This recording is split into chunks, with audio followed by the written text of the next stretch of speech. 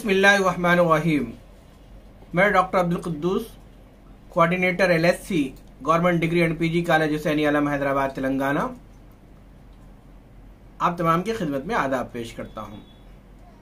अजीज तलबा व तालिबात, ख़वातीन व हज़रात, छात्र एवं छात्राएँ, मौलाना आज़ाद नेशनल उर्दू यूनिवर्सिटी के फासलाती तालीम के तहत तालीम हासिल करने वाले तमाम तलबा व तालिबात के लिए ये वीडियो अहम होने जा रही है, क्योंकि आपको इस बात का इल्म है कि गूगल फॉर्म के ज़रिए से पेश करने वाले असाइनमेंट्स और हार्ड कॉपी में LSC पर सबमिट करने वाले असाइनमेंट की आखिरी तारीख 31 मार्च है।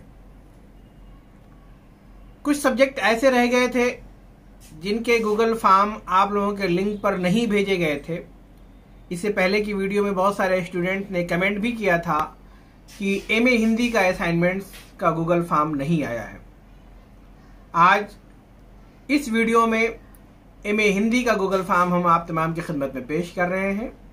ऐसे स्टूडेंट्स जो MA हिंदी फर्स्ट सेमेस्टर जुलाई सेशन 2022 में जिन्होंने दाखिला लिया है, उनको इस बात की इत्तला दी जाती है कि वह फौरन जल्द अज जल्द गूगल फॉर्म के ज़रिए से अपने ये असाइनमेंट दाखिल करें।